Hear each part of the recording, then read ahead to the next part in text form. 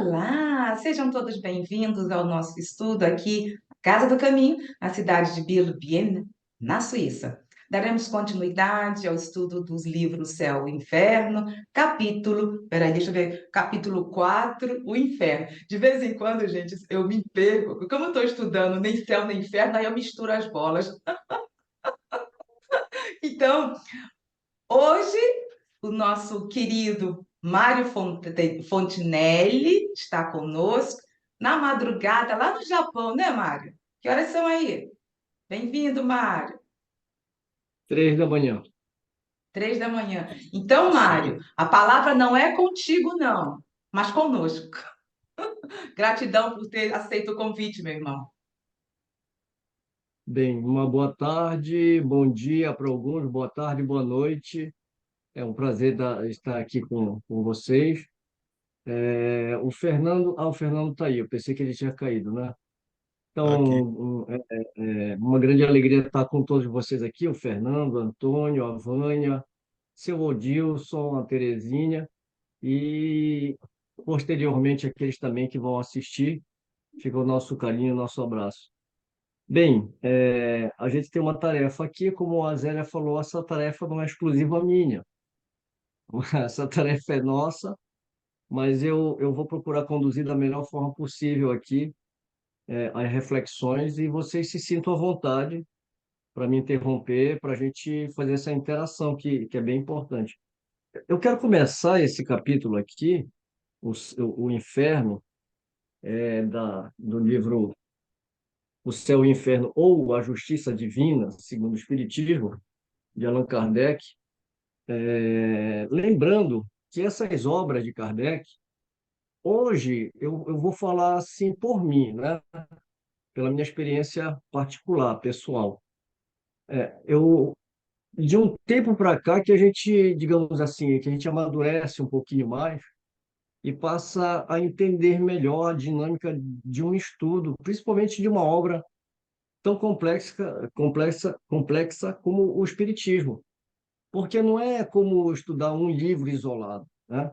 Quando você pega a doutrina espírita, a gente tem que lembrar, primeiro, que é um pensamento que Kardec vai construindo ao longo de 10 anos. Então, a gente não tem de cara uma doutrina pronta com um livro, 2 livros, 3 livros. Leva, digamos assim, bastante tempo e nós temos obras que antecederam o Céu e o Inferno, que serviram como base. O Livro dos Espíritos, posteriormente o Livro dos Médiuns, o Evangelho segundo o Espiritismo, e aqui a gente está estudando essa quarta obra, e finalmente tem a quinta obra, né, que é a Gênese. Eu estou fazendo essa ressalva aqui, porque quando a gente vai ler o Céu e o Inferno, é como eu falei, a gente não pode ler nenhum livro de Kardec isolado. Os livros que foram iniciais, como o Livro dos Espíritos, como a gente acabou de falar, ele deu a base, mas não deu a última palavra em espiritismo. Tanto é que muitos assuntos ali que Kardec começa a debater, não tem conclusões. Essas conclusões vieram posteriormente, em outras obras, como Revista Espírita, que por incrível que pareça, né, quantos anos a gente ficou no Brasil sem a tradução dessas obras? Inclusive, muitas instituições aí, e eu falo instituição mesmo, né, chegaram a comentar que essas obras não eram importantes. Mas graças a Júlio de Abreu, né, que nós temos as primeiras edições aí traduzidas para o português das revistas espíritas, que são muito importantes. Tem coisas que foi um laboratório, né, que Kardec fez ali, os ensaios dos assuntos e tal. E algumas correções e algumas finalizações, que é o caso, de assuntos como alma dos animais, que isso não é debatido até o final no Livro dos Espíritos. Então, não dá para ler uma obra de Kardec isolada. Então, eu estou fazendo essa ressalva aqui para a gente entrar nesse capítulo. Eu posso compartilhar a tela, Zélia? Você é com Então, eu... anfitrião. Ah, tá. Eu quero projetar isso aqui. Vocês conseguem ver? Isso aqui é apenas um apanhado, deve ter até mais se a gente for procurar, né? Mas no que diz respeito a esse capítulo aqui, em si, vamos ver aqui. O céu e o inferno, primeira parte, que a gente está, né? Doutrina. Capítulo quarto, o inferno. Essas referências aqui são as referências encontradas na obra de Kardec, com relação a essa temática, o inferno. Então, no livro dos Espíritos, a gente vai ver lá no livro quarto, ou quarta parte, dependendo da tradução, no capítulo segundo, penas e gozos futuros. No item quarto, natureza das penas e gozos futuros, as perguntas 965 a 982. No item nono, intitulado Paraíso, Inferno, Purgatório, Paraíso Perdido e Pecado Original. Perguntas de 1011 a 1018. Instruções práticas sobre manifestações espíritas. A gente vai ter lá a parte de vocabulário espírita, a palavra fogo eterno, né? O que significa fogo eterno?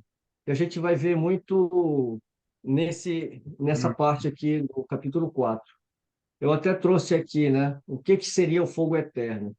Como é só né, uma ideia aqui, Mário, só um eu vou instantinho, ler por aqui. favor. Gente, não se preocupe, eu já coloquei no grupo do NEC esse slide, tá?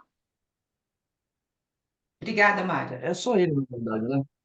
É. O que é fogo eterno? Então ele vai colocar aqui, fogo eterno. A ideia do fogo eterno, como um castigo, remonta à mais alta antiguidade e se origina na crença dos povos que colocavam os infernos nas entranhas da terra, cujo fogo central lhes era revelado pelos fenômenos geológicos.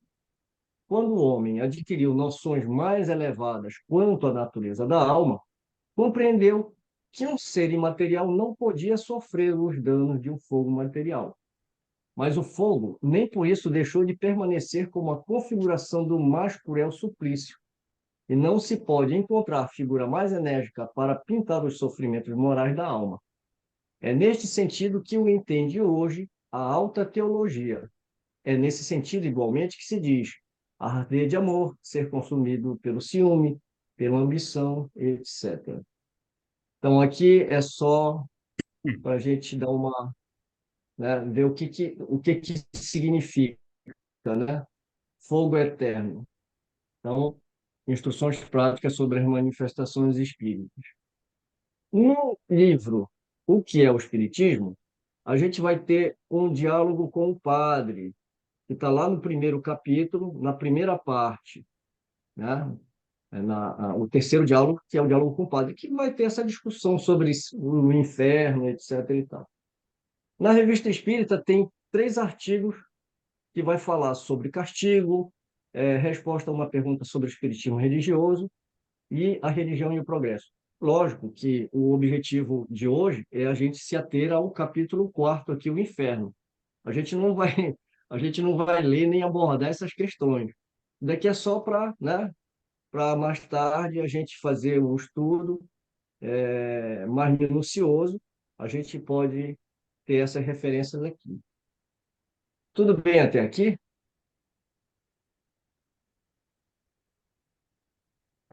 Bem, fazendo essa pequena introdução, eu acredito que a gente possa entrar agora no texto de Kardec.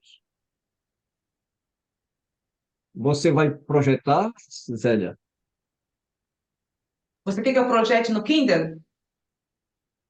Pode ser, Pronto, como então você tá. prefere. Eu acho melhor. A gente sempre está fazemos isso mesmo, né, Mário? Então vamos continuar. Uhum. Só um instante.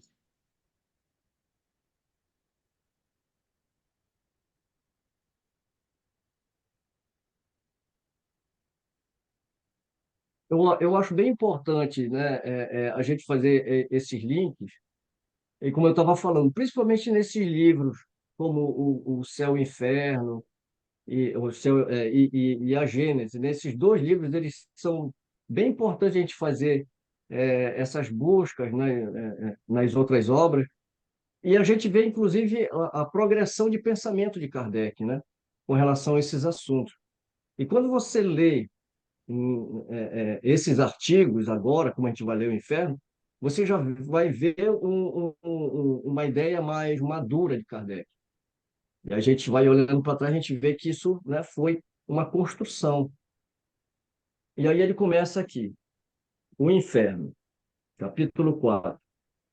O homem sempre acreditou intuitivamente que a vida futura deveria ser mais ou menos feliz na razão do bem e do mal praticado neste mundo. A ideia, porém, que ele faz dessa vida futura está na proporção do desenvolvimento de seu senso moral e da noção mais ou menos justa que tem do bem e do mal. As penas e as recompensas são o reflexo dos instintos que nele predominam. É assim que os povos guerreiros colocam a sua suprema felicidade nas honras prestadas à bravura, os povos caçadores na abundância da caça, e os povos sensuais nas delícias da volúpia. Então, ou seja, né, cada povo, né, de acordo com os seus instintos, os seus, né, vão ter a recompensa dentro do que eles elegiam para eles como a melhor coisa, né? E ele dá os exemplos aqui. Então ele fala assim: enquanto dominado pela matéria, somente imperfeitamente pode o homem compreender a espiritualidade. Eis porque ele faz das penas e dos gozos futuros um quadro mais material que espiritual. Até uma questão de lógica, né? Então, se ele não tem conhecimento do espiritual, ele está mais apegado à matéria, a referência dele é o que fere os sentidos. Então, seguindo, imagina que se deve beber e comer no outro mundo, porém mais e melhor do que na Terra. Nota de rodapé 44. Aqui é 51, desculpa, né? Só um No livro instantinho. físico meu, a primeira edição é 44. Um jovem do cantão de Savoia, ao ouvir a descrição do quadro sedutor que seu vigário fazia sobre a vida futura, perguntou-lhe se nela todos comiam pão branco, como em Paris. É a ideia, né? Como ele coloca aqui, né? Um quadro mais material do que espiritual. Imagina-se que deve beber e comer no outro mundo. Sem a gente entrar muito nesse mérito, mas se a gente parar para pensar, a gente já leu muito romance assim, não é verdade? Que a gente come, que a gente bebe, que tem hospital e por aí vai, né? Então, Kardec ele já vai desenvolvendo justamente essa ideia aqui do que é material e do que é espiritual, separando as coisas. Mas a gente vai comentar isso mais para frente também. Vamos lá. Tendo-se chegado a um certo nível, encontra-se nas crenças acerca da vida futura uma mistura de espiritualidade e de materialidade. Ou seja, aqui ele está falando, né, da gente mais ignorante. E aqui ele já começa, então, a avançar um pouco mais. Então, como ele coloca aqui, chegando a um certo nível, ou seja, já não estamos falando da ignorância plena, né? Do sentido, já está entrando no outro nível. Então, encontra-se nas crenças acerca da vida futura uma mistura de espiritualidade e materialidade. É assim que, ao lado da beatitude contemplativa, é colocado um inferno com torturas físicas. Ou seja, aquela coisa, né? Se a gente for bom, a gente vai para o céu e vai ficar naquela beatitude, né? Eterna, contemplando, né? As coisas. E o contrário disso seria um inferno com torturas físicas. Ou seja, ainda não é um pensamento totalmente desenvolvido, né? Por isso que ele coloca, ele está ali no meio termo ainda. O homem primitivo, não podendo conceber senão o que via, moldou naturalmente sua ideia sobre o futuro de acordo com seu presente. Para compreender outras coisas, além daquelas que via diante de si, faltava ao homem primitivo o desenvolvimento intelectual, que só com o tempo deveria alcançar. Assim, o quadro que ele fez dos sofrimentos da vida futura é apenas o reflexo dos males da humanidade, mas em maior proporção. Reuniu nesse quadro todas as torturas, suplícios e aflições que encontrou sobre a terra, sem ter ainda desenvolvido o sentido que o levaria mais tarde a compreender o mundo espiritual. O homem só podia conceber penas materiais, razão porque, salvo algumas diferenças de forma, o inferno de todas as religiões se assemelha. Mário, só um instantinho, por favor. Inferno- Eu gostaria de Hum, compartilhar com você, como havia conversado, o Mário mesmo disse, que nós devemos estar estudando, nos baseando só apenas em uma obra. Então, quando ele fala, o homem primitivo, não podendo conceber senão o que via, moldou naturalmente a sua ideia sobre o futuro de acordo com o seu presente. Então, eu achei interessante que eu fui buscar lá, peraí, só um instantinho, eu vou aqui. Foi buscar, se você me permite, Mário, aqui no tá certo. capítulo 4 da Gênese, o papel da ciência na Gênese. Está ali a mesma coisa que ele vai dizendo e diz assim, no item 1, a história da origem de quase todos os povos antigos confundem-se com a da religião que professam, razão pela qual os seus primeiros livros foram obras religiosas. Como todas as religiões se ligam a princípio das coisas, que é também o princípio da humanidade, deram sobre a formação e o ordenamento do universo explicações de acordo com o estado de conhecimentos daquela época e dos seus fundadores. Daí resultou que os primeiros livros sagrados foram, no mesmo tempo, os primeiros livros de ciência, como foram, por muito tempo, o único código das leis civis. Então, ele estava explicando sobre essa, como ele está falando do homem primitivo, a sua forma de pensar e como ele ia buscar esse conhecimento, como o Mário aqui estava falando. Bom, é só isso, Mário. Ok. Só um instantinho que eu retorno.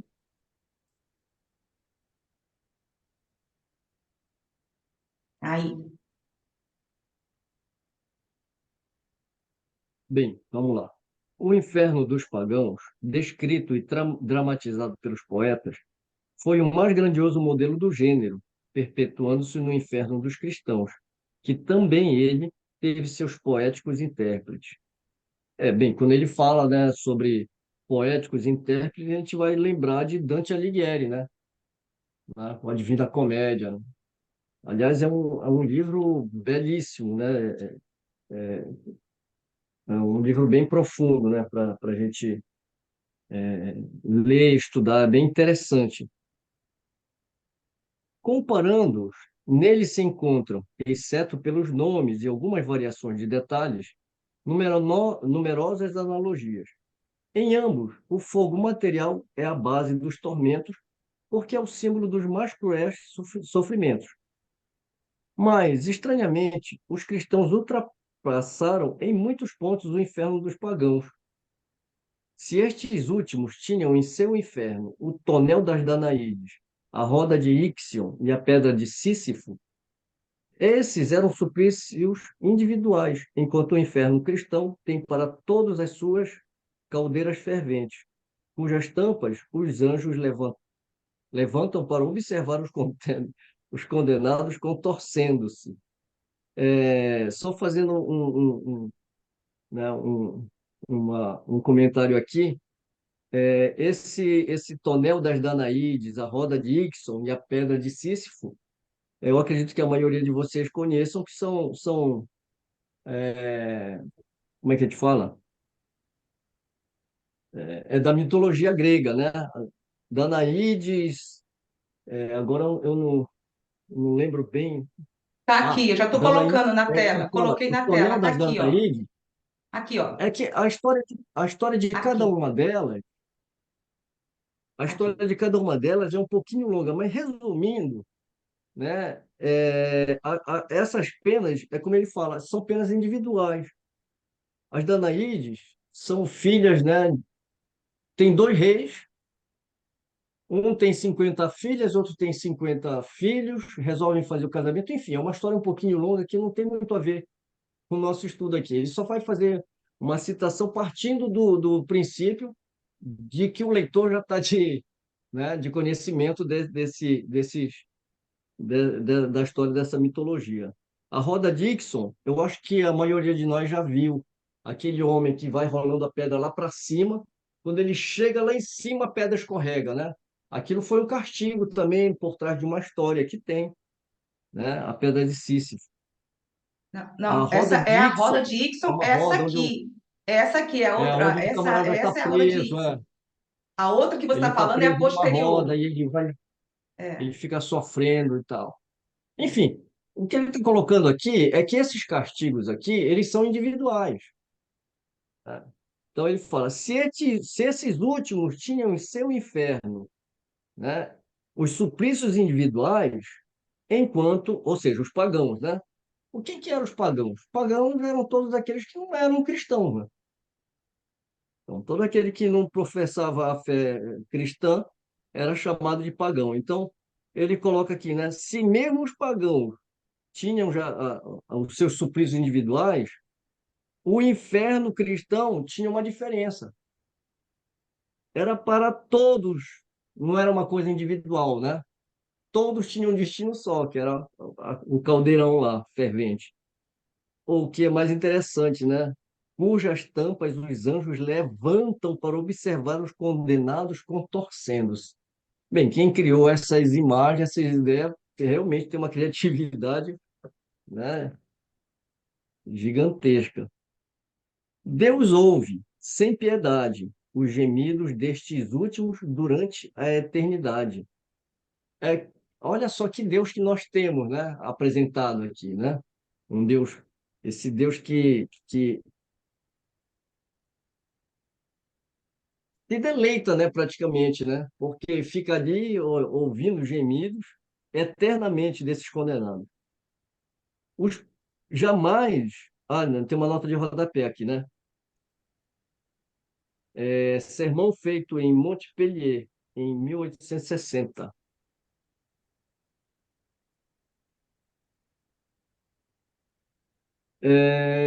Antônio, você tem alguma informação mais detalhada desse sermão? Alguém conhece? É porque eu realmente eu desconheço. O que eu imaginei, né, o que eu entendo por sermão, é que ele retirou esse trecho, né, Isso. de um sermão cristão feito nessa época.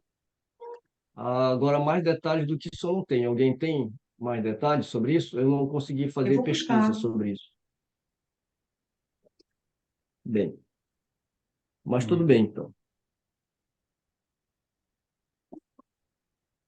Jamais os pagãos descreveram os moradores dos Campos Elíseos fazendo a apreciação dos suplícios do Tártaro. Ou seja, aqui é a mesma coisa, né? Os pagãos têm os Campos Elíseos, que seria o céu dos cristãos, né? Digamos assim, fazendo uma analogia, né? E o Tártaro como se fosse o inferno, né? Então ele fala assim: jamais os pagãos descreveram os moradores dos Campos Elíseos fazendo apreciação dos suplícios do Tártaro. Agora, o contrário é feito, né? Nesse inferno dos cristãos. Parece que Deus é masoquista, né? Adora ver o sofrimento dos outros. Ou seja, quem está no céu ainda abre lá a tampinha para olhar quem está lá no inferno e se compraz com isso, né? Como os pagãos, os cristãos têm o seu rei dos infernos, Satã, com a diferença que Plutão limitava-se a governar o sombrio império que lhe coubera em partilha, mas ele não era mau.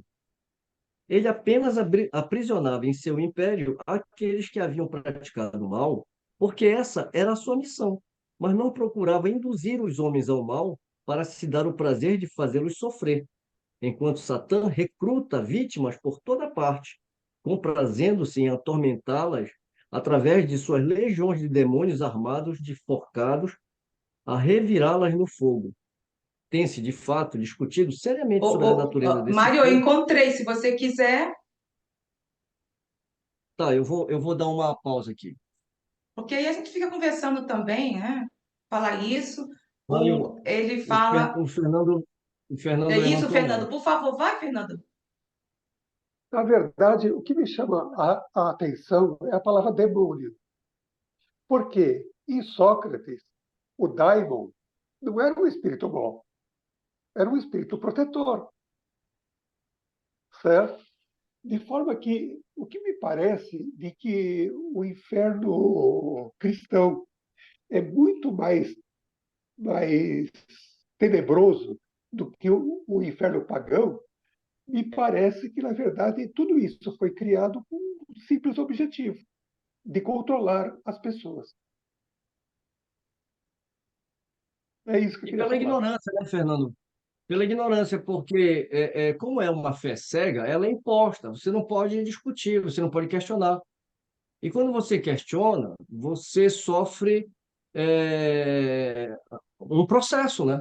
Um processo que a gente já sabe onde que vai terminar. Você vai para um tribunal de uma inquisição e você é colocado na fogueira. Isso para intimidar todo e qualquer levante. Então, só que a coisa assim, a gente agora olhando, a coisa parece muito absurda, porque a comparação que Kardec está fazendo aqui é interessante. Ele está pegando o inferno do pagão e colocando ao lado do inferno cristão, e você vê que o inferno pagão tem mais coerência do que o cristão, né? Ele vai pontuando linha a linha aqui, né? Frase por frase, ele vai pontuando aqui, e fica muito claro, né? Kardec ele é muito claro quando ele vai expor uma ideia. E aos poucos você vai vendo, e realmente é isso que dá. Por isso que tem um determinado momento em outros estudos, a gente vai ver, em outros livros, em outras escritas de Kardec, né, quando ele vai falar sobre quando é que o Espiritismo chega. Ele chega num momento em que a fé cega, ninguém o suportava mais. Muitas pessoas viram materialistas porque ninguém consegue mais acreditar, não é nem acreditar, é repudia, né? Repudia essa ideia desse inferno. Porque olha só, o camarada rouba um pacote de bolacha e o outro mata a mãe. Os dois ferro. E nem que eles se arrependam, eles não podem, né? Eles vão ter condições de sair de lá. Aí que a gente vai ver que vem o materialismo, justamente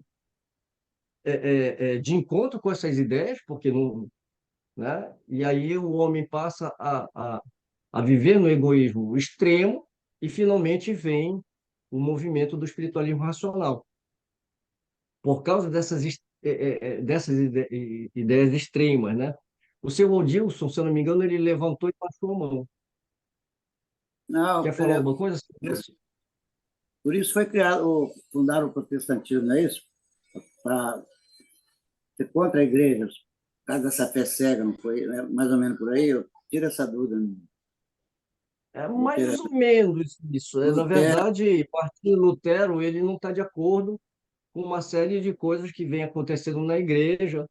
E, né, é mais ou menos isso, né? Digamos assim, foi um levante da parte de Martinho Lutero, que ele não concordava com as indulgências, com uma série de coisas que ele, ao ir para o Vaticano, ele viu, né? E ele, digamos assim, se rebela, né, contra a igreja. ele considerava Isso na no absurdos, né? século XVI. Ele considerava como absurdos, né? Muitas coisas da igreja. Né? Obrigado. Bom, Isso. Alguém quer fazer algum comentário?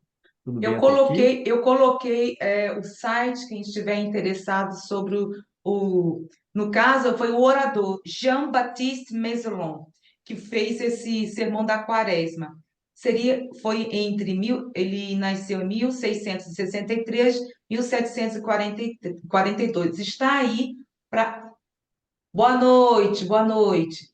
Boa noite, Marinete. Bem-vinda. Não tem problema, não. Seja bem-vinda. Para quem estiver interessado em saber mais, porque é longo, eu acho que não vale a pena conversarmos sobre isso, Não, não. só foi realmente o que eu te falei, né? Eu achei que realmente foi um trecho tirado, só que eu não sabia a informação correta, né? Mas você trouxe, está ótimo. Boa tarde, Marinete. Eu parei aqui. Tem-se de Deixa eu ir lá. fato isso, né? Ah, desculpa, você não. É que eu estou olhando o Tem-se livro. de fato aqui. Ah, tá, né? Tem-se de fato discutido seriamente sobre a natureza desse fogo que queima incessantemente os condenados sem jamais consumi-los. Se seria um fogo de betume ou breu ardente. Pendeu-se para o betume. Nota de rodapé, né? Tem uma nota de rodapé aqui, não tem? 53, né? Sermão feito em Paris em 1861. A gente vai cair na mesma questão, né? Nota do autor, ou seja, do Allan Kardec. O inferno cristão, portanto, em nada fica a dever a um inferno pagão. As mesmas considerações usadas pelos antigos para estabelecer a morada da felicidade levaram-nos também a posicionar o local dos suplícios. Tendo os homens colocado a primeira nas regiões superiores, era natural que colocassem o segundo nas regiões inferiores, ou seja, no centro da terra, servindo-lhe de entrada a algumas cavidades sombrias e de terrível aspecto. Foi ali, igualmente, que os cristãos, por muito tempo, situaram a morada dos condenados. Reparemos também aí uma outra semelhança.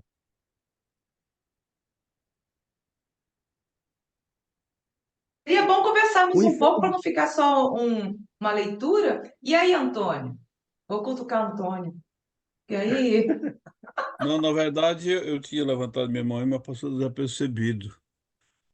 E, desculpa, Antônio, mas, quando for não, a não, Desculpa mas sua, aí. fala aí. não Fala. por você. Não por você, Por mas você está mim. seguindo aí, você não pode. Mas aí também não era assim coisa tão relevante, mas foi quando o seu. Essa questão aí, gente, é, até agora, o que eu achei mais fundamental para a gente, o Kardec mostra, através dessa de relacionar esses aspectos históricos do problema e da evolução do ser humano na direção do entendimento de Deus, das verdades espirituais, tal. Ela é muito. A história de mais de dois mil anos aí tem tanta coisa sendo começar vasculhar e não vai chegar a lugar nenhum porque é muito longa e já ficou para trás. Mas o ponto mais fundamental de tudo que nós lemos até agora é mencionar o fato, ele faz sutilmente, de que o inferno dos cristãos, que foi constituído, os infernos anteriores tem aquele lado poético, não me cita aí, porque tem várias figuras. O próprio épico de John Milton, que tem o Cego, eram 10, originalmente publicado em 10 livros, depois se estendeu para 12.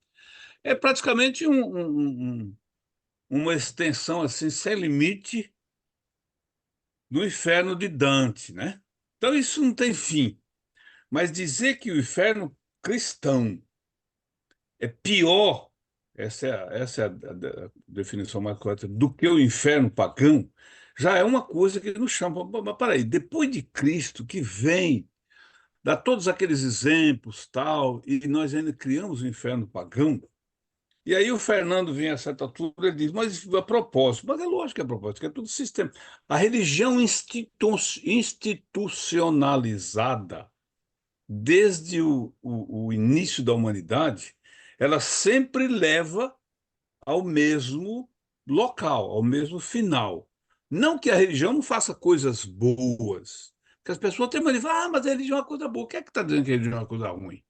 Mas por ela ser do homem e institucionalizada e organizada, o que pretende ainda, pretendendo, mas continua insistindo, pretendendo fazer do espiritismo, não tem espaço para isso, porque primeiro que o espiritismo é uma religião, leva a isso. Na Idade Medieval, não sei se vocês sabem, mas existe um livro famoso que foi um guia escrito, se eu não me engano, eu tenho até o PDF desse livro aqui, por um jesuíta, sobre tortura que foi usado na Inquisição, meu Deus do céu. Os 200, 300 da Inquisição. Você já ouviu falar de guia prático? Eu estou com ele aqui, eu estava com ele na tela aqui em inglês, o título. Mas então, não para se debater em cima disso, porque não adianta aqui, ó. Guia, tá aqui, o nome do cara, Bernard Gui, negócio assim. Mas tudo isso para dizer como é que pode a humanidade tem essa, né? Quer dizer, depois de Cristo, depois do exemplo de Cristo, vem ainda dá esse passo atrás. E aí eu aproveitei também, eu ia falar mais, né, na hora que o seu Odilson falou, a reforma ou protestantismo, para mim, e quem que tiver, é uma das revoluções mais importantes da história da humanidade. E Lutero, porque a Igreja Católica Apostólica Romana, com todos esses problemas ao longo da história, houve reações. Umas que se tornaram violentas, que foi o caso do Lutero. Lutero não era violento, não provocou violento, mas teve várias guerras. A Europa inteira foi invadida por guerras em decorrência do que fez Lutero, de pregar as 95 teses lá na porta da igreja, mas o Lutero se rebelou em última instância, e ele não queria reformar coisa nenhuma, ele não era contra a Igreja Católica, que ele era um super beato e leal filho da Igreja, mas ele se rebelou quando uma coisa que chegou num ponto que não tinha mais para onde ir, que foi as indulgências, que foi o ponto alto de todas as corrupções e troços absurdos que aconteceu nesse período medieval da Igreja. Mas, para dar um contexto mais aproximado disso, e quem quiser aprofundar um pouquinho disso, numa leitura de um escritor espírita muito bom que chama-se Hermínio Miranda, ele escreve sobre Lutero, As Marcas do Cristo, numa visão de reencarnações sucessiva. Mas aquilo que ele fala de Lutero especificamente, Lutero foi um homem cultíssimo, a primeira tradução para uma língua da nossa região, do alemão, foi da Bíblia, foi de Lutero, e outras coisas, até a língua foi afetada por isso. Então, basicamente é isso, mas, viu, senhor Odilson, só como uma referência, já que o senhor perguntou, o senhor tocou no assunto, protestantismo não foi iniciado para se contrapor ou para combater a religião católica apostólica romana. Depois de Lutero, se desenvolveu em guerras, fratricídios, houve morte por tudo que é canto, sem falar que Lutero é 1500 e pouco, mas John Cliff vem do século XII, do século I, século XI. Então é todo um processo que a humanidade vai passando para o aperfeiçoamento das instituições, né? E a coisa aí do inferno pagão ou do inferno cristão ser pior do que o pagão, e de fato e Kardec colocar isso, já nos deixa assim, numa visão do que foi isso, né? A indicação que o Antônio se referiu são 2 tomos. E o segundo, se eu não me engano, o segundo ele especifica mais sobre o Lutero. Excelente livro. Excelente, os 2 Então, tomos, excelente. na verdade são três É, pessoas tratadas na obra inteira, que era de é, 2 volumes, hoje fala. está até aí online. Sim, agora, O deixa Kardec ele, o não vê. seu Antônio, o seu Dilson quer falar. Seu Dilson, vai. Posso, já que aqui é estudo, e a gente tem que se capacitar, eu posso ler aqui, eu estou vendo na internet aqui sobre Martinho Lutero, posso ler? É coisa rápida. Pode, lógico, para mim, Se o senhor quiser Martinho, ler. Martinho Lutero foi um monge agostiniano e professor de teologia germânico que tornou-se uma das figuras centrais da Reforma Protestante. Ele nasceu em 10 de novembro de 1483, faleceu 18 de fevereiro de 1546. Quem influenciou ele? Ele se julgou influenciado por Erasmo de Roterdão, John Wycliffe, você falou aí, Jean Hus, Paulo de Tarso, Agostinho de Hipona. Só para ilustrar um pouco mais a sua fala aí. Obrigado. Jean Rose, que foi inclusive queimado na Inquisição. Não sei se todo mundo sabe disso. Uhum. É, É. Bom, deixa eu te contar. você falou em Inquisição, você falou como se foram outros que fizeram a Inquisição. Nós participamos, o doutor Frutuoso do Rio de Janeiro, Paulo Frutuoso, ele falou, ele foi torturou na Inquisição, agora ele é médico que ajuda a salvar vidas, sendo um cirurgião, entendeu? Ele usava o instrumento para torturar, agora ele usa instrumentos para salvar vidas. Ele falou, eu já assisti muita palestra dele. Sim. Podemos continuar?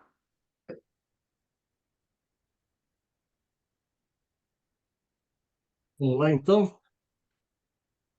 Eu vou pegar o início do parágrafo. O inferno dos pagãos incluía, de um lado, os Campos Elíseos e do outro, o Tártaro. A gente já observou isso no parágrafo anterior, né? O Olimpo, morada dos deuses e dos homens divinizados, estava localizado nas regiões superiores. Segundo a letra do Evangelho, Jesus desceu aos infernos, ou seja, aos lugares baixos, para dali resgatar as almas dos justos que aguardavam sua vinda. Os infernos não eram, portanto, um lugar unicamente de suplício, da mesma forma que entre os pagãos situavam-se também nos lugares baixos. E a morada dos anjos e santos, assim como o Olimpo, fixava-se nos lugares elevados, posicionada do outro lado do céu, das estrelas, que se acreditava limitado. É a forma como se tinha de olhar para as coisas, né? Tudo que era divino, tudo que era. Começa a história lá no capítulo anterior que a gente estudou do céu, né? Aquela ideia da abóbada, né? As moradas de Deus, né? No último céu, etc. e tal. Bem, se Deus está lá em cima, né? O mal tem que morar embaixo. E isso ele coloca aqui, né? Não só o inferno dos pagãos, mas os próprios deuses, né? Do Olimpo, enfim, fazendo essa contraposição de em cima e embaixo. Essa mescla de ideias pagãs e de ideias cristãs não tem nada a ver, desculpa, não tem nada que deva surpreender. Jesus não podia, de súbito, destruir as crenças enraizadas se tivesse descrito as penas e os gozos futuros em sua realidade espiritual, não teria sido compreendido. Faltavam aos homens os conhecimentos necessários para conceber o infinito do espaço e o infinito número de mundos. Tem, a, a, tem uma coisa aqui que é muito interessante, né? Eu estava lendo aqui e me veio agora na mente. A gente vê como é que a espiritualidade trabalha com a gente. Eles respeitam por demais, o nosso livre-arbítrio. Então, eles não interferem. Eles podem nos intuir, eles podem nos auxiliar, mas o trabalho todo tem que ser nosso, senão, né, é igual aquela criança que leva o dever de casa para casa e o pai faz, né? Que está errado, né? Na verdade, quem tem que fazer é a criança, porque senão ela não está aprendendo. Então, todo conhecimento que a humanidade vai adquirindo, isso é feita, né, por ela mesma, pela própria humanidade. Porém, a gente sabe que, de tempos em tempos, né, esses espíritos vêm trazendo novas revelações. A gente vai ver sobre esse tipo de revelação. Só é revelado quando o homem está pronto, porque se você traz luz demais, acaba cegando, né? Então, a mesma coisa, Jesus não poderia chegar. Quer dizer, muitas coisas ele falou, a gente não entendeu, até hoje a gente não entende, né? Imagina. Então, como ele coloca aqui, faltavam aos homens o conhecimento necessário para conceber o infinito do espaço e o infinito número de mundos. Eu percebo também, quando a gente conversa, assim, no dia a dia, né? Dependendo também de que pessoas a gente conversa, mas, de uma maneira geral, não se trata nem de conhecimento, né? Que tem pessoas que, às vezes, não podem nem mexer a cabeça que cai conhecimento. Mas é um conhecimento puramente técnico, né? Às vezes a pessoa é muito intelectualizada e pouco moralizada, ou pouco, né, tem, tem outro tipo de inteligência que não seja é, extraída de livros ou de ensinamentos de uma universidade. Tem coisa muito mais além do que isso, né? Mas quando a gente fala assim, tem muita gente que né, nesse ponto é ignorante, né? Porque fala assim, ué, por que que Jesus não veio e não falou as coisas? Imagina, Jesus ressuscitando e aparecendo para aqueles que já tinham consciência, já foi um susto. Imagina aqueles que o condenaram. Será que aqueles espíritos suportariam essa prova? Né? Isso não é violentar consciência? Então, e tem pessoas que questionam isso, né? Então, por que que os espíritos não falam as coisas? Está explicado, né? Justamente para não ferir a nossa consciência e deixar que a gente mesmo desenvolva os raciocínios necessários para a nossa evolução. E ele continua: a Terra era para eles o centro do universo. Não conheciam a sua forma, nem sua estrutura interna. Tudo estava para eles limitado ao seu ponto de vista e suas noções do futuro não poderiam ir além de seus conhecimentos. Achava-se Jesus, portanto, impossibilitado de instruí-los acerca do verdadeiro estado das coisas. Por outro lado, no entanto, não querendo sancionar com a sua autoridade os preconceitos vigentes, absteve-se, deixando ao tempo a tarefa de corrigir as suas ideias, de corrigir as ideias.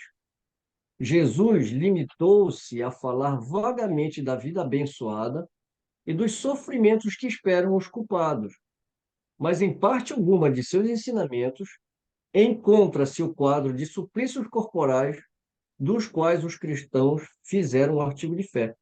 É o que falou agora há pouco, né, o Antônio, né, sobre o que Cristo traz, né, e como é que a igreja deturpa isso, né?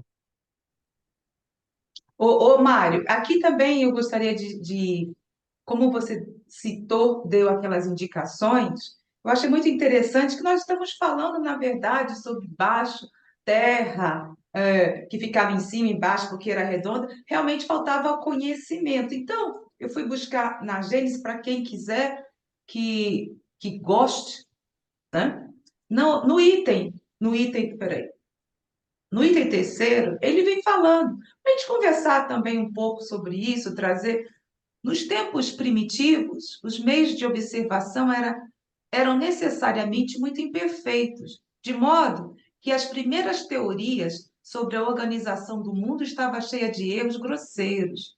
No entanto, mesmo que esses meios fossem tão completos como são hoje, os indivíduos não teriam sabido utilizá-los. De fato, esses meios só poderiam ser fruto de um desenvolvimento da inteligência e do conhecimento sucessivo das leis da natureza.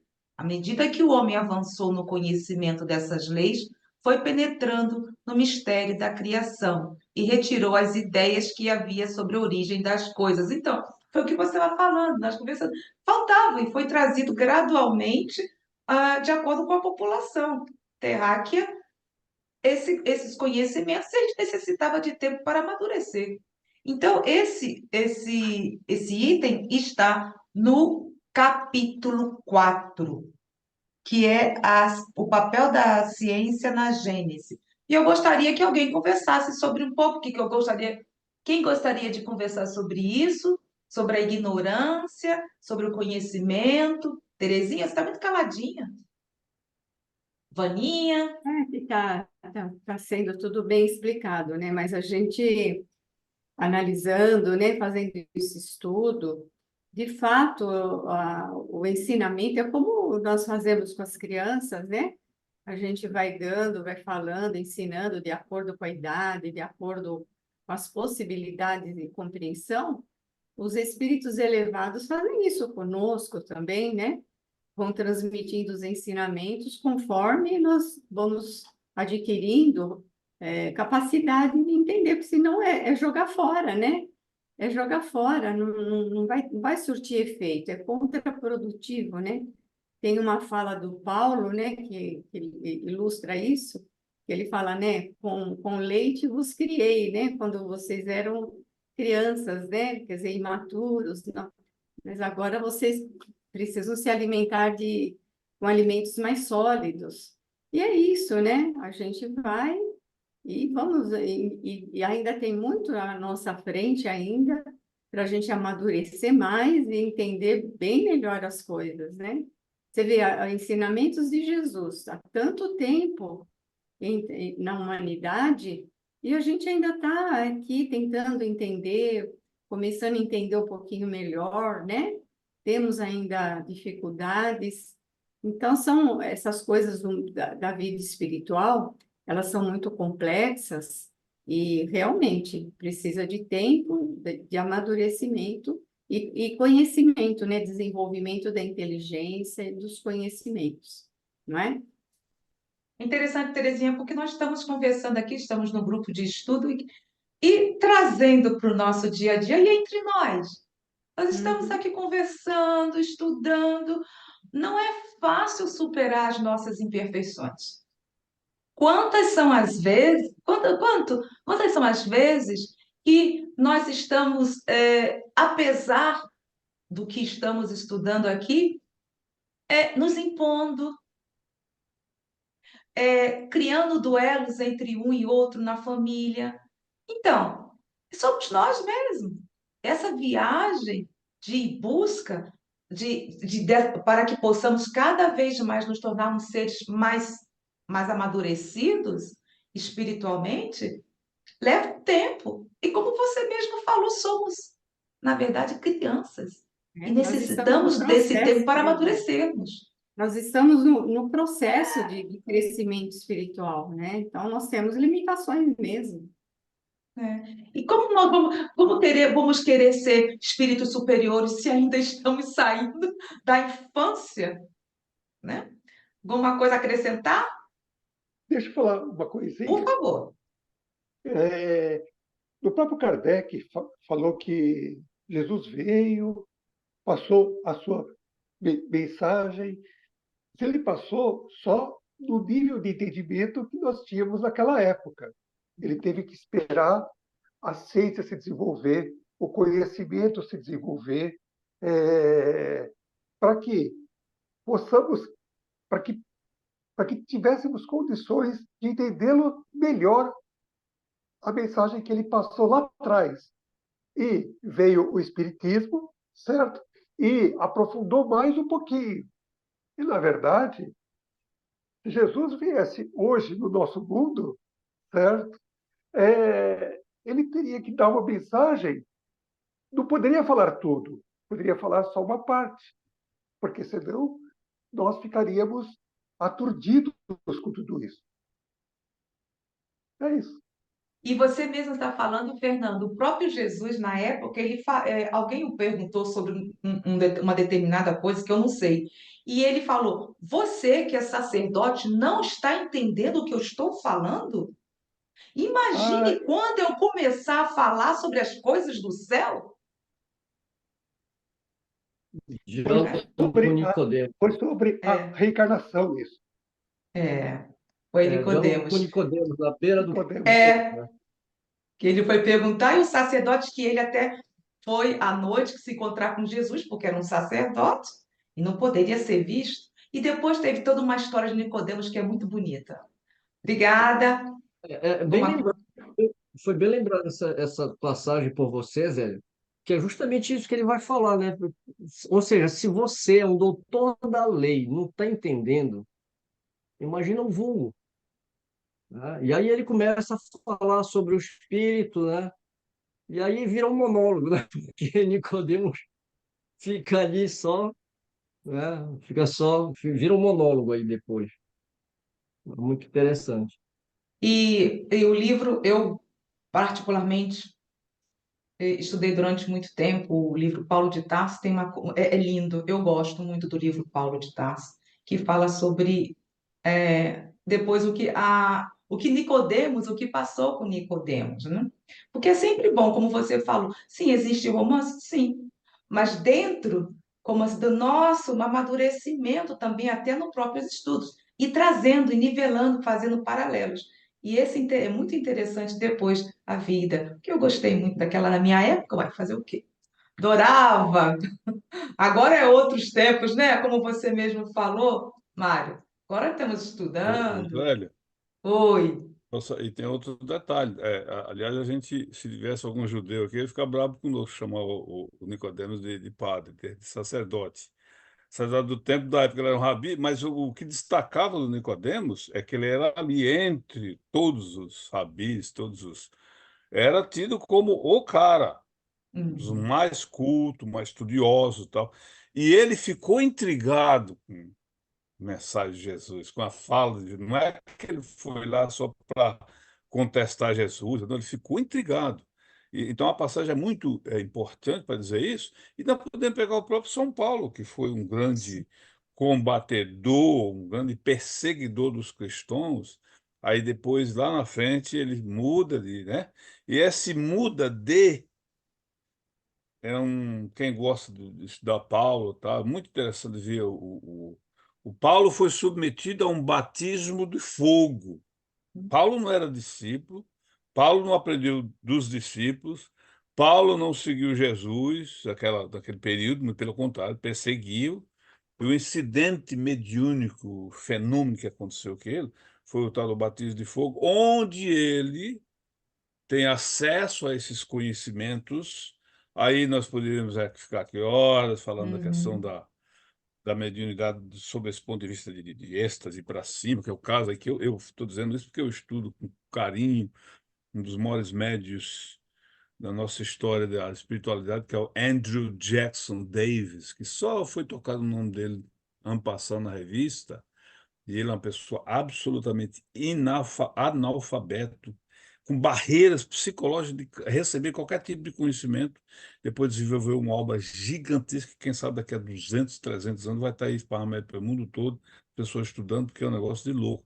E São Paulo, onde é que São Paulo achou todo aquele conhecimento que ele vem depois e Uhum. desenvolve nas epístolas, no livro de Atos, que está bem claro lá no Atos, é o tal do batismo de fogo, e o professor Colano fala muito disso. Ou seja, aquele espírito que já tem o conhecimento e de uma certa forma está preparado, muito embora esteja do outro lado, lutando contra a corrente, chega o momento dele e ele vai passar por esse despertamento, esse awakening, uma palavra muito bonita em inglês, que todo mundo fala, e vai começar a trabalhar do outro lado. Mas o que aconteceu com ele? Primeiro foi lá por 40 dias, no Uhum. deserto, tal, tecelão a vida inteira, tem muita coisa. São Paulo é uma figura extraordinária.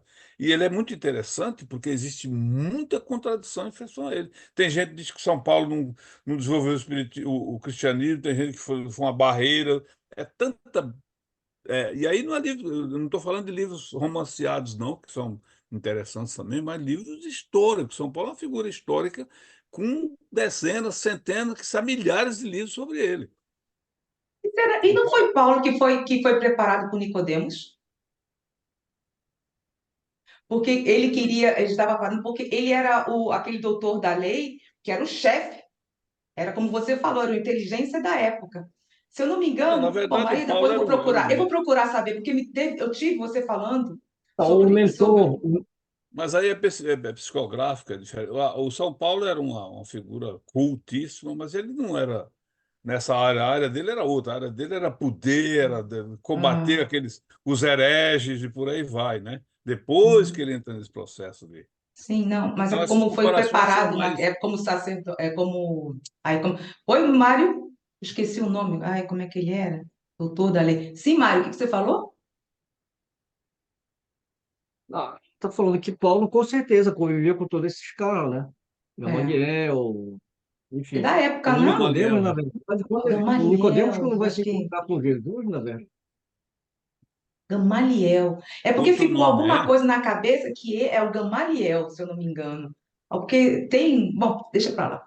não, Gamaliel, Saulo, né? Saulo iria Saulo. substituir Gamaliel, na verdade, Exatamente. Era aí, eu naquela fiz essa confusão, transição era do homem. justamente o Ah, sim. Gamaliel. Exatamente. Isso. Pronto. Obrigada. Tá aí na tela, viu? Vamos lá. Eis aí como as ideias do inferno pagão se perpetuaram até nossos dias. É verdade que, de tempos em tempos, homens mais adiantados que a média analisaram as penas futuras sob uma ótica mais racional, mas não puderam triunfar sobre a ignorância e sobre as crenças mantidas propositalmente por interesses particulares. Nota de rodapé 47 no livro físico, 54 no Kindle.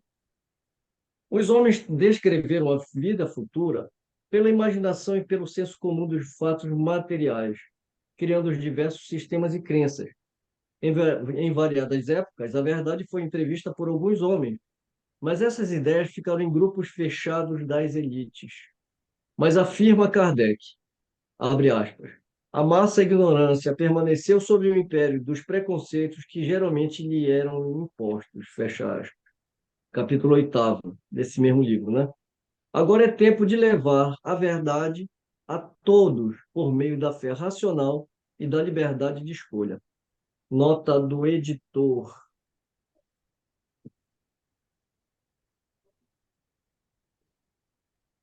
Só um instantinho que eu estou tentando sair.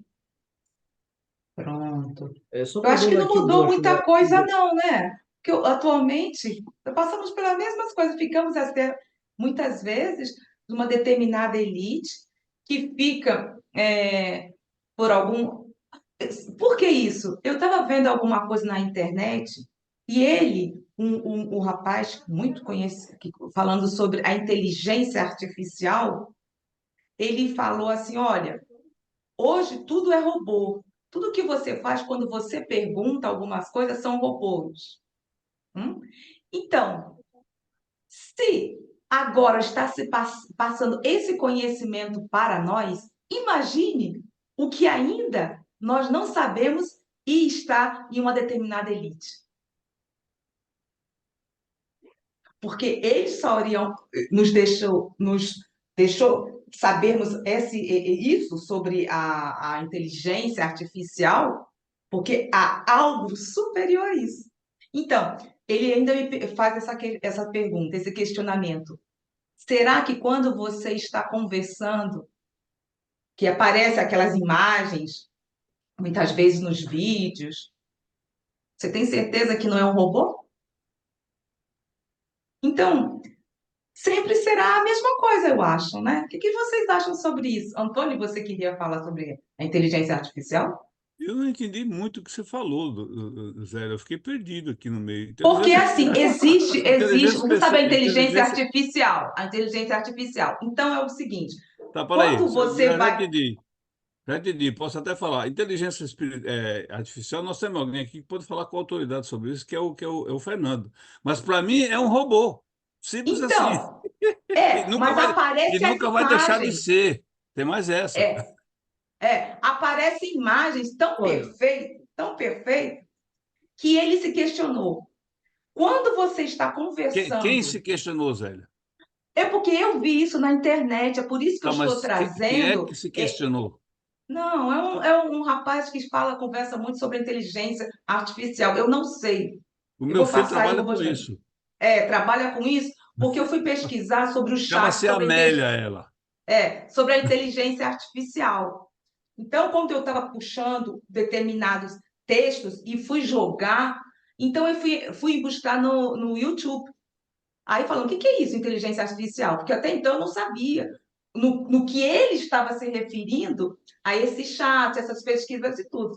E ele falou, é tão perfeito hoje em dia, tudo isso, a mídia, que muitas vezes você está buscando, fazendo questionamentos, conversando com robôs. Quando você faz pergunta no chat, quando você quer fazer alguma dúvidas, aí o que vai? Você faz pergunta e quem vai responder é o robô, né? Mas também tem imagens que muitas vezes que está em sites que você é tão perfeita que ele pergunta: quando você está conversando em determinado lugar, num site qualquer, que aparece as pessoas explicando em determinados vídeos, como você vai saber se é um robô ou se é uma pessoa? Entendeu agora? Mas aí eu diria o seguinte, para trazer esse troço para um terreno mais racional para Não, nós aqui, então, que mas eu nós só somos queria saber o link com o parágrafo aqui, tem alguma coisa? Claro, porque Eu fica em não estou determinado nível. Foi o que ele falou. Porque se nós recebemos essa oportunidade, esse conhecimento, imagine o que nós ainda não sabemos e que está em certo nível da parte científica ou nas pessoas que estão, como você falou, que estudam inteligência artificial. Porque só liberam quando existe algo superior a isso. E é por isso que eu trouxe isso, trazendo para os dias atuais, entendeu, Mário? É só que a gente tem que ter cuidado com esse negócio de inteligência artificial, porque tudo isso é manipulado, né, na verdade. Ah, mas é A então, foi própria justamente. inteligência que, o próprio aplicativo que hoje muita gente está colocando no seu Keitai, Keitai não, Keitai é japonês, no seu celular, para fazer perguntas. Tem que lembrar que aquilo é um banco de dados. Por curiosidade, eu Uhum. baixei esse aplicativo e aí eu brinquei com a minha esposa. Eu digo, bora ver se ele entende de Mesmer. E eu comecei a fazer perguntas. E as perguntas vinham erradas. E quando elas vinham erradas, eu falava, mas você está falando isso, mas não é isso, isso, isso. Ele corrigia, cara. Ele corrigia e me dava uma aproximada. Eu falava, não, ainda não é isso aqui, por causa disso. E eu comecei a citar nomes e nomes e nomes e nomes. O cara, é como se o aplicativo ficasse rodando. Uma hora ele discordava de mim e apresentava uma outra coisa, eu discordava dele e ele, no final, meio que ele ajustou, sabe? Eu tenho, inclusive, eu tenho um print disso aqui, depois eu posso até passar para você. Foi a primeira e única vez que eu usei, não pretendo mais usar, porque aquilo é complicado. Então, quer dizer, se for para você perguntar como é que se cozinha um ovo, perfeito. Se for para uma coisa séria, não dá para utilizar esse tipo de aplicativo, não. Isso é coisa Certo. de universitário preguiçoso que não sabe Hum. fazer redação que recorre a esse tipo de aplicativo. Pesquisa séria, lógico, não estou falando de nós aqui, mas pesquisa séria, principalmente para nós que estamos envolvidos com estudos tão profundos e complexos, jamais. Eu vejo o espírita fazendo pesquisa com esse aplicativo aí. Outro dia eu vi uma maluquice dessa aí. Hum. Eu falei, não estou dando conta, olhando os livros de filosofia. O cara não quer ter trabalho. O cara não quer Hum. ter trabalho. Ele acha que a evolução é colocar um cartão numa máquina, apertar e ele vai ter um espírito puro ali para ele encarnar. Não dá, né? Hum. O Mário, Eu mas Inteligência só fui, artificial. eu só quis trazer isso para os nossos os dias atuais, só isso. Se nós Não, não, eu estamos entendi. recebendo Eu entendi. Eu certos estou aproveitando. conhecimentos, é porque há algo muito mais profundo acima de nós. Só isso, gente. Fazendo um link Eu, com eu não entendi. isso. Eu entendi. Eu só estou colocando o meu ponto de vista, aproveitando que você trouxe o assunto, entendeu? Hum. Né? A gente precisa realmente tomar cuidado com esse negócio de inteligência artificial.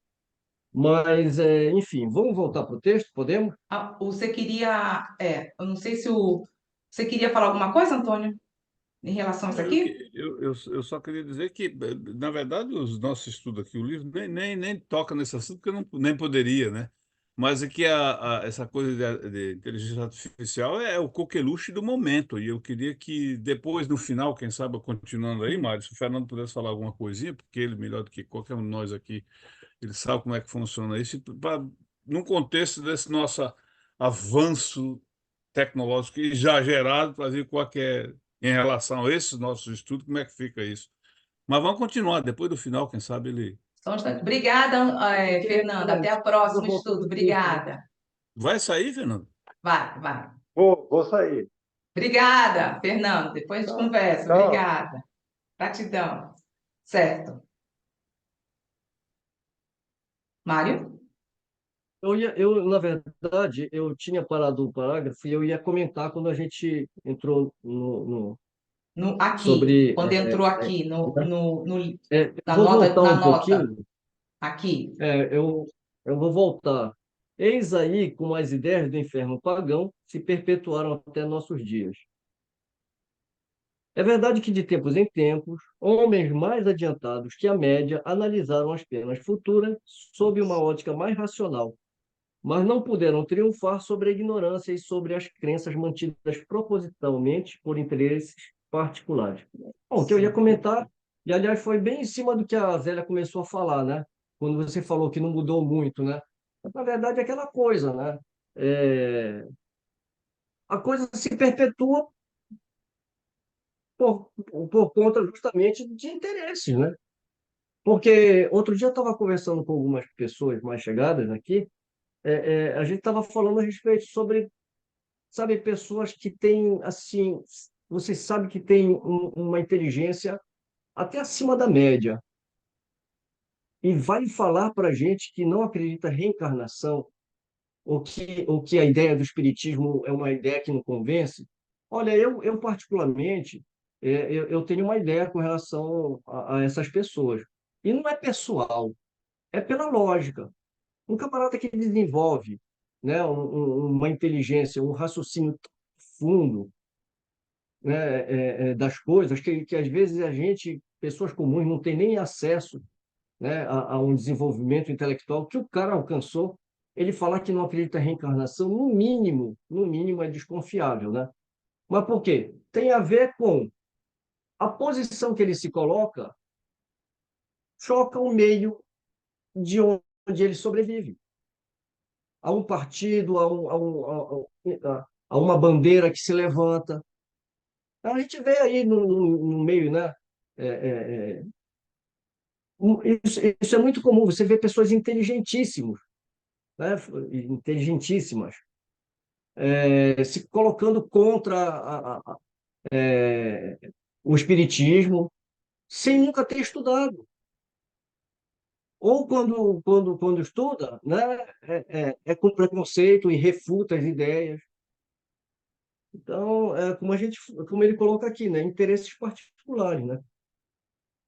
E isso não é daquele tempo, isso sempre foi assim, né?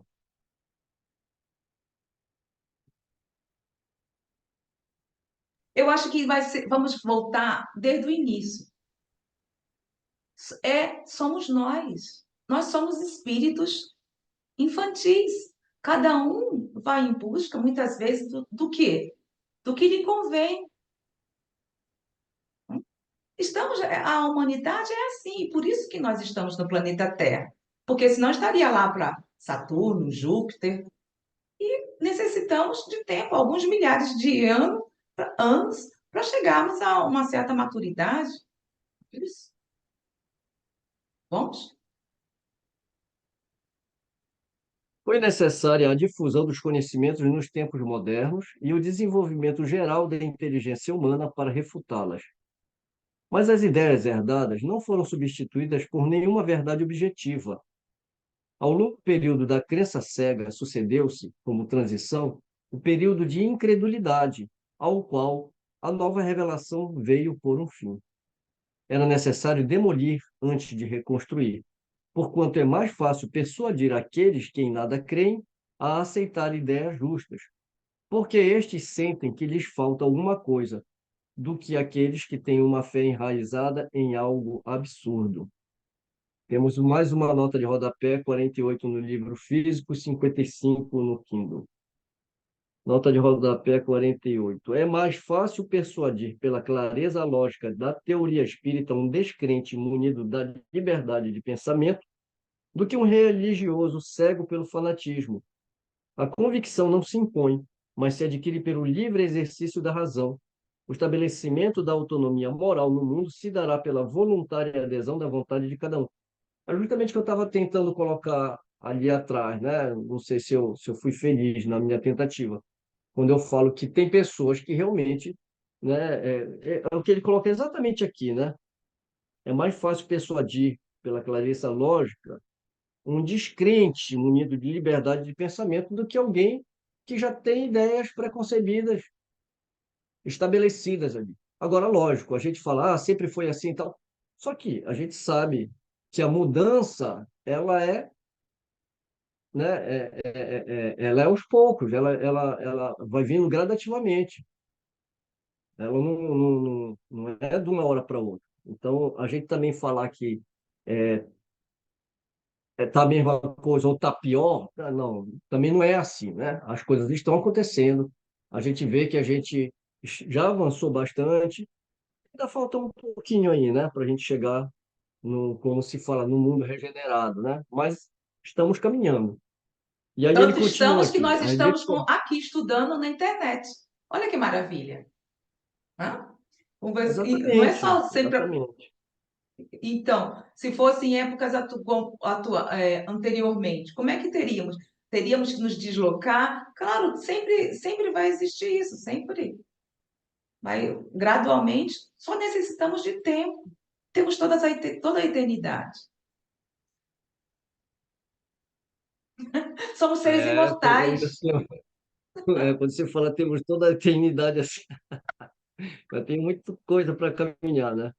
As descobertas científicas desalojaram o inferno do centro da Terra, assim como baniram o céu do império, mas não destruíram a lei das penas e recompensas, porque esse princípio assenta-se na justiça de Deus. Com o progresso das ideias, a crença apenas se modificou, tomando um sentido mais racional acerca da natureza de tais penas e dessas recompensas. Perguntou-se então onde está o inferno, como também onde está o céu. Por um tempo, a crença oscilou, incerta sobre um e outro ponto. A revelação moderna vem hoje firmar a opinião, mostrando-nos o estado daqueles que sofrem, assim como nos mostra o estado daqueles que são felizes. Comentário até aqui. Obrigada, Vânia. Até a próxima. Gratidão. Abraço-me. Obrigada. Tchau, Vânia.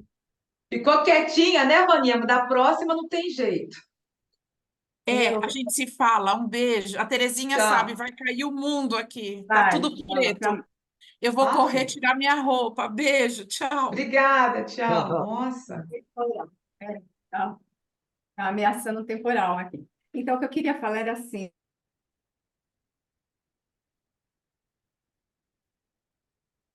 A Terezinha travou. A Terezinha trancou. são essas coisas Terezinha, que voltou agem agora. Voltou agora, trancou. Voltou. Então, tá. Agora. Então, certas expressões que tem na doutrina, nas obras, que levam as pessoas ainda a falar, né, sobre a doutrina espírita nesse sentido. Por exemplo, essa frase aqui, né? As descobertas científicas desalojaram o inferno do centro da Terra, assim como baniram o céu empírio, mas não destruíram a lei das penas e recompensas, porque esse princípio assenta-se na justiça de Deus. Então, aqui está dizendo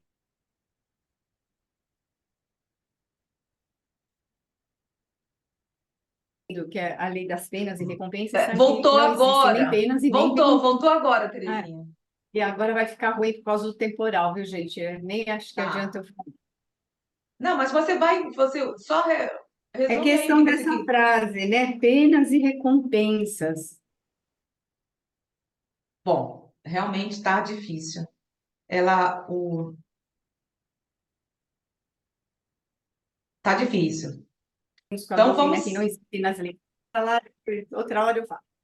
Obrigada. Realmente, Terezinha, tá ruim, é por causa do tempo aí. Passou Obrigada. tempo em São Paulo, é isso? É o tempo temporal, Antônio. Aí, né? É. Bom, agora eu me perdi. Onde parou a revelação? No próximo, gente? Ficou no Felizes, né? Felizes, aqui. Onde está? Pelos exemplos Não é que o isso, mano? Espiritismo coloca Ah, ok. diante de nossos olhos, ensina-nos que a alma no mundo.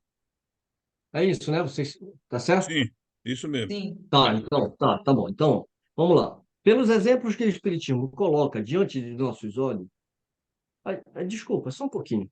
A Terezinha estava tentando falar sobre essa frase aqui, não é isso?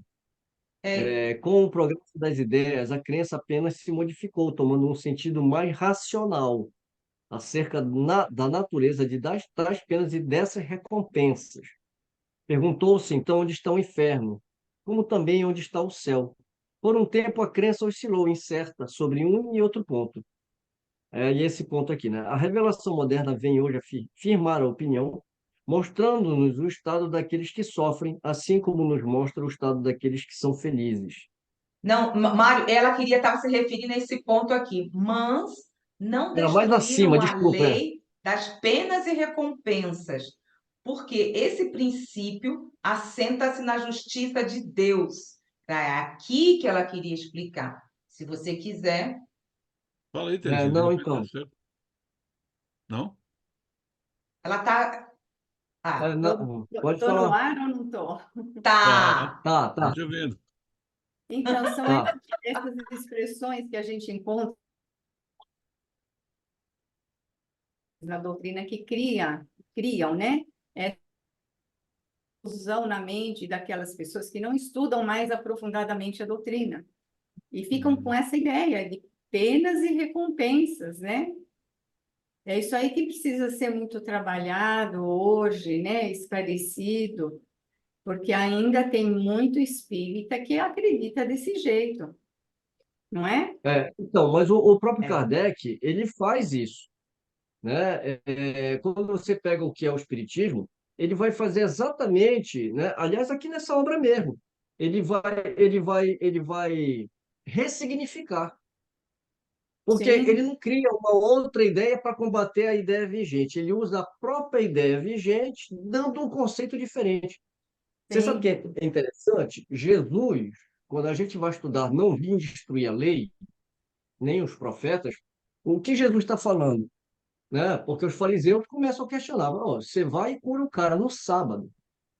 Aí ele fala: o sábado é do homem, não o homem foi feito para o sábado. Se um boi cair na vala, você não vai tirar? Imagina se não vou curar o seu irmão. Aí os discípulos dele estão comendo sem lavar a mão, porque tem todo aquele protocolo, né? Aí, ó, aí ele fala, mas o que mata não é o que entra, né? É o que sai da. Então, e aí eles questionam, né? E Jesus vai dando as respostas. Ou seja, o que que Jesus está fazendo? Ressignificando. Kardec ele vai fazer exatamente a mesma coisa, né? Então, ele vai ressignificar. Agora, o ponto que você trouxe é importante. Realmente, toda a problemática que a gente tem é que o pessoal continua levando penas e recompensas do mesmo jeitinho que sim. foi colocado, como o meu amigo fez assim, né? Pelos conceitos cristãos, Mas é isso que né? Daquela era isso que eu estava querendo falar, o Mário. que Que eu agora estou lendo o a pensamento, eu a li. pessoa lê aqui, né? Penas e recompensas, porque esse princípio assenta-se na justiça de Deus. E como ela não estuda mais aprofundadamente a doutrina, ela Isso. não percebe essa ressignificação Exatamente. É. que Kardec fez ideia a reproduzir dentro da doutrina espírita, não é? Está acontecendo E- isso. Exatamente, porque Bom, você abriu. não há estudo dentro da casa Isso. espírita, Hum? nas obras de Kardec, Não. e o que vai? O que se faz são palestras e etc e tal. Então, como você vai saber? Ah, não, gente, olha, mas nós temos que fazer a caridade, né? Para poder o quê? E realmente existe isso mesmo, dentro da própria casa espírita, né? Certeza. Existe. E E não por Mas outro você abriu lado, o Evangelho. Desculpa, Antônio. Você Antônio. abre o Evangelho segundo o Espiritismo, lá vai ter castigo, que Muito. Deus castiga. Hum, Mas você tem que fazer uma releitura daquilo, né? Agora tem um detalhe também que a gente está esquecendo. O céu e o inferno, nós temos que lembrar que ele foi adulterado e ninguém sabia. A Gênese, inclusive naquela década de 50, muita gente começou a perceber que realmente havia duas edições que não eram compatíveis, né? O Carlos Embaçaí, a própria CELD fez uma publicação. A gente só não tinha fatos comprovados. Isso daí é outra questão. Mas o céu e o inferno, até então, ninguém sabia. E se você pegar o céu e o inferno de 2 anos atrás, o que está escrito é exatamente isso, Uhum. né? Karma, todos esses conceitos de castigo, tá aqui. Então, mesmo que as pessoas tivessem estudado, né, teriam estudado exatamente essa ideia. Por isso que muitos espíritas estudiosos, quando eu falo estudiosos, de toda a doutrina espírita, né, chegavam justamente nesses 2 últimos livros. É muito diferente o pensamento. Kardec vem vindo com o pensamento, de repente ele retorna aos dogmas antigos, né? Então, de uma certa forma, né, não tinha como a gente saber. Só que a razão nos fala diferente, porque eu não tinha feito um estudo aprofundado, já tinha lido, mas nunca me detive assim profundamente no céu e inferno, né? Mesmo o antigo, o adulterado. Mas eu nunca abri a boca para falar de karma, de castigo, porque a gente já tinha essas ideias, mesmo sem ter lido a obra profundamente, né? É, é, é toda uma questão realmente da gente se libertar desses dogmas. E só tem uma maneira, né? Procurando se instruir e procurando ressignificar, como bem colocou a Terezinha aí. Foi muito bem oportuno, né? A tua intervenção aí nesse ponto. Antônio? As pessoas também têm um detalhe aí muito sutil, Mário, de que as pessoas imaginam, bom, mas se não tem pena nem castigo, então eu estou na minha, eu estou livre para fazer o que eu quero, porque Deus não pune ninguém. É outro extremo que não é bem o caso, né? E aí, além desse problema que você mencionou aí, Mário, em detalhe, com mais amplitude, nós temos aí a consciência que nós estamos adquirindo hoje, tendo da lei de escolhas, de provas e escolhas, que nós, espíritos, em estado já em condições de fazer isso, nós escolhemos as provas, porque os nossos erros são tão escabrosos lá atrás, e que nós nos conscientizamos de que não vai haver essa coisa de a mãozinha aqui tirar o perdão, que vai rezar não sei quanto, não, vai ter que trabalhar isso. E a gente escolhe essas provas, quer dizer, esse instituto de escolha das provas, a gente não tinha muita noção desse problema, e está lá na doutrina de forma mais clara. E a revista, e essa adulteração do céu e inferno é um negócio de louco. Eu até me deparei com essa obra, e eu cheguei a conversar com muitas pessoas, falaram, não, mas que é isso? Chegaram a escrever uma obra aí, não sei se chegaram a ter um conhecimento, o Código Penal da Vida Futura. O Código Penal, mas uma obra como se fosse uma lei humana, ou sei lá, coisa parecida, que não é. Essa adulteração que foi feita mexe em tudo isso, quer dizer, não existe. Então não foi só a adulteração que foi feita lá atrás, em Kardec, foi além, mais que isso, a imposição dessas ideias distorcidas e muitas obras escritas com esse objetivo de desviar as pessoas, assim como foi do rostanguismo também. Uhum. Bom, até mais, né? Até a imposição de que tem que estudar a obra porque fazia parte da parte religiosa da doutrina. Gente, nós estamos aí num mundão tão longo, tem tanta coisa para. E agora a gente está com essa visão de que não, é o estudo, e aí, Zé, quando você fala, por exemplo, na eternidade, entendo, realmente nós temos tempo nós somos espíritos imortais, né? Mas aí cabe a gente, enquanto a gente não resolver abraçar a coisa, nós vamos ficar dando braçada, né? E daí aí entra o livre-arbítrio, né? Pois é. E é isso que nós estamos fazendo aqui, estudando, né? Com humildade para aprender de verdade na base fundamental, que é a doutrina. Bom, gente, vamos finalizar aqui a nossa gravação. Vamos no próximo estudo, ficaremos no primeiro parágrafo, as descobertas científicas, não é isso, gente? Aqui na página Desculpa, não, 85. não, é o último parágrafo. Pelos Ah, desculpa. exemplos Ah, do não, não, eu cristianismo, marquei o último parágrafo e falei. Pelos É exemplos, né? Parou aí, equivocadamente. né, Mário? Pelos, Isso. pelos exemplos que o Espiritismo coloca diante dos nossos olhos. Último parágrafo. Isso mesmo. Eu tinha Semana que vem, né? marcado e botei meu dedinho no anterior. Bom, Mário, gratidão, muito gratidão a todos que estiveram conosco, gratidão àquele que. Sim, Senhor, disso, gratidão. Então, até a próxima.